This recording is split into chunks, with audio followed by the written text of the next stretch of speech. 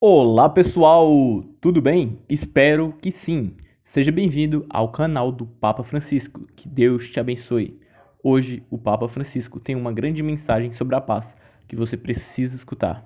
Hoje também o Papa Francisco nos diz como transformar a realidade. E além de tudo isso, o presidente Putin está determinado. Agora descubra por quê. Fique até o final do vídeo para saber e que Deus te abençoe.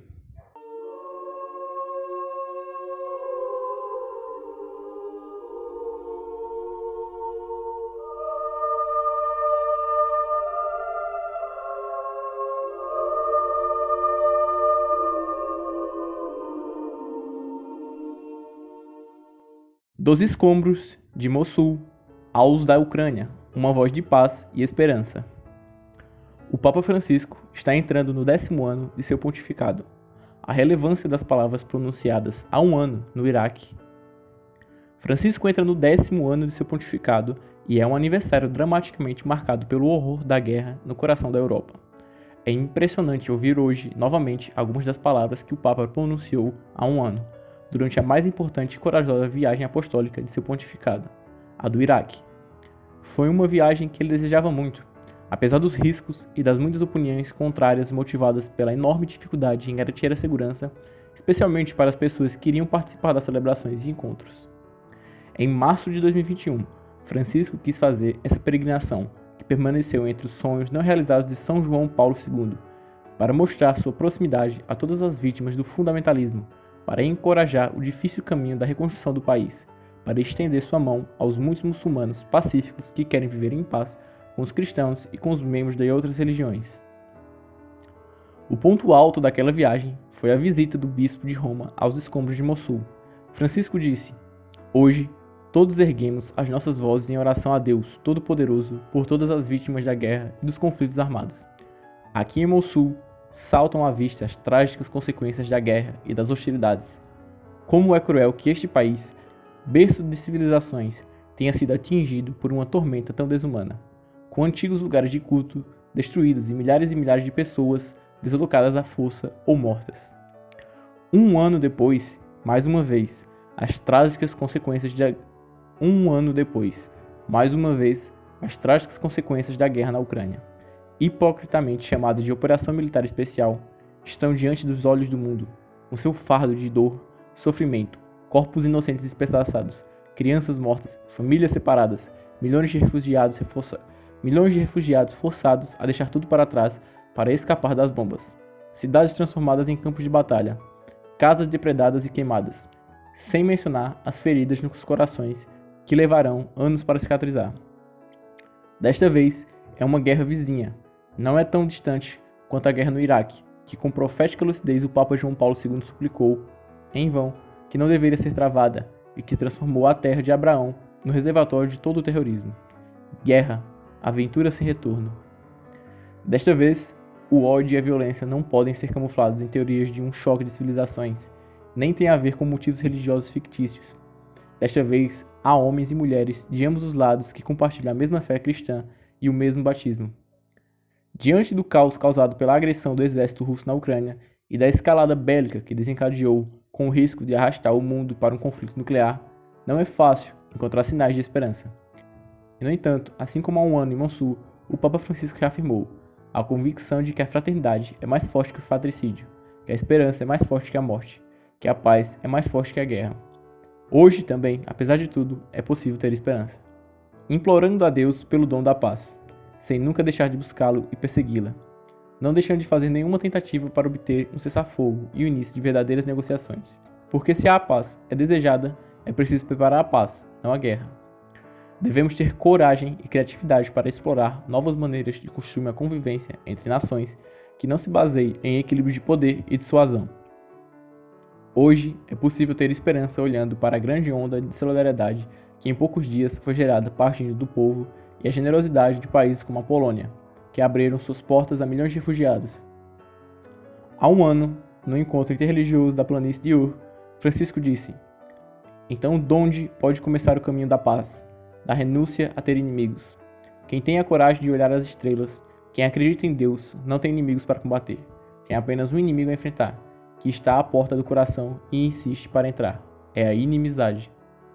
Enquanto alguns procuram mais ter inimigos do que ser amigos, enquanto muitos buscam o próprio benefício à custa de outros, quem olha as estrelas da promessa, quem segue os caminhos de Deus não pode ser contra ninguém, mas por todos. Não pode justificar qualquer forma de imposição, opressão e prevaricação. Não se pode comportar de modo agressivo. O caminho para a paz começa com o desarmamento dos corações, ensinou o Papa Francisco nestes 9 anos do seu pontificado. Chamar-se cristão significa pertencer a um Deus feito homem que na cruz se permitiu ser morto por amor e com sua opção de ser uma vítima indefesa.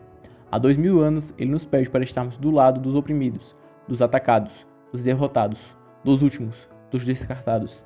Ele nos pede para semear a paz e nunca o ódio, a guerra ou a violência.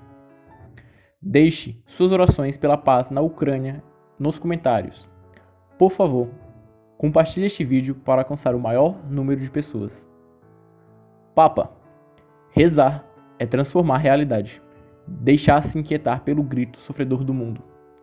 Nos 400 anos da canonização de Santo Inácio de Loyola, o Papa afirma que vale a pena perguntar-se o que significa hoje rezar. Rezar é transformar a realidade. O pontífice cita a guerra na Ucrânia e de que modo ela está em nossas intenções.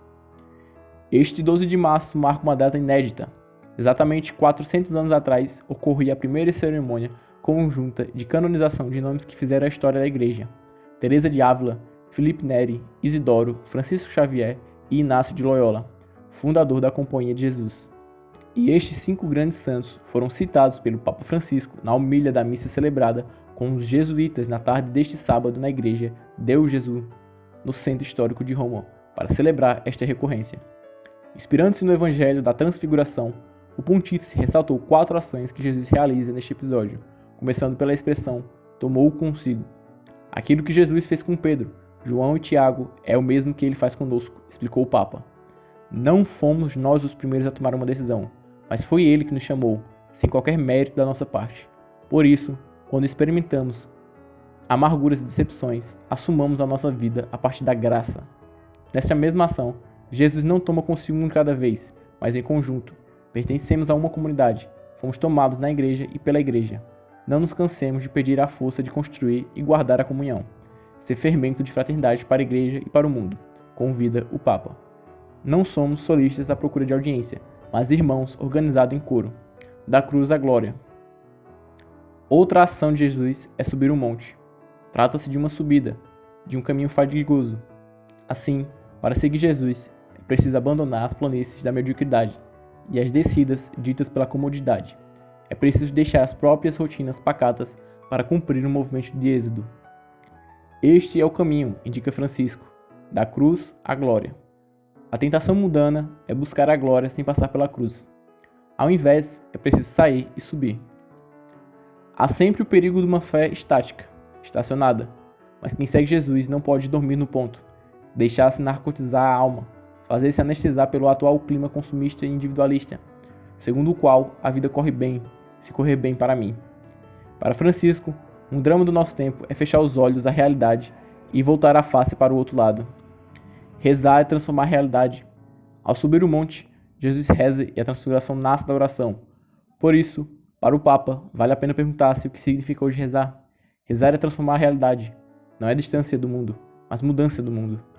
A este ponto, o pontífice cita a guerra na Ucrânia e de que modo ela está em nossas intenções. Perguntemos-nos como estamos levando na oração a guerra em andamento. Se a oração é viva, provoca-nos continuamente para nos deixarmos inquietar pelo grito sofredor do mundo. Por fim, a última ação. Jesus ficou só. O Evangelho termina fazendo-nos voltar ao essencial, explicou Francisco, falando da importância de saber discernir aquilo que realmente conta. Amados irmãos, que Santo Inácio, nosso Pai, nos ajude a conservar o discernimento, nossa herança preciosa, um tesouro sempre atual para oferecer à Igreja e ao mundo. Permite ver como novas todas as coisas em Cristo. É essencial para nós mesmos e para a Igreja. Deixe suas orações pela paz na Ucrânia nos comentários. Por favor, compartilhe este vídeo para alcançar o maior número de pessoas. Putin está determinado a atingir seu objetivo na Ucrânia, diz oficial francês. O estado de espírito do presidente russo, Vladimir Putin, permanece determinado, afirmou uma fonte após um telefonema neste sábado entre o presidente francês Emmanuel Macron, o chanceler alemão Olaf Scholz e Putin. A fonte da presidência francesa disse que desde que os três líderes falaram pela última vez na quinta-feira, dia 10, Putin parecia ainda estar determinado a alcançar seus objetivos na Ucrânia, mas que o fato dele continuar a falar com os líderes francês e alemão sugere que ele não exclui a possibilidade de uma solução diplomática por completo. Ainda neste sábado, antes da ligação, o presidente ucraniano Volodymyr Zelensky pediu a Macron que pressionasse Putin por um cessar-fogo e levantasse a questão da detenção do prefeito de Melitopol. A fonte disse que Macron e Scholz fizeram isso. Pedimos um cessar-fogo imediato, afirmou a fonte, e o início das negociações em 3 pontos. As questões relativas à segurança, as que se relacionam com a soberania ucraniana e, em terceiro lugar, as questões levantadas recentemente pela Ucrânia e pela Rússia. Outras sanções estão sendo planejadas tanto pelo G7 quanto pela União Europeia, disse a fonte. As novas sanções europeias serão discutidas na próxima semana em Bruxelas.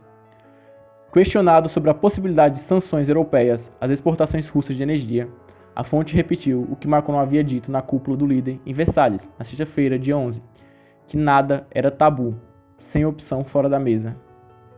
Deixe suas orações, por favor, pelo fim da guerra na Ucrânia. Por hoje é só, pessoal. Deixe seu comentário logo abaixo, curta e compartilhe o conteúdo se você gostou. Um beijo no seu coração e até amanhã para novas notícias.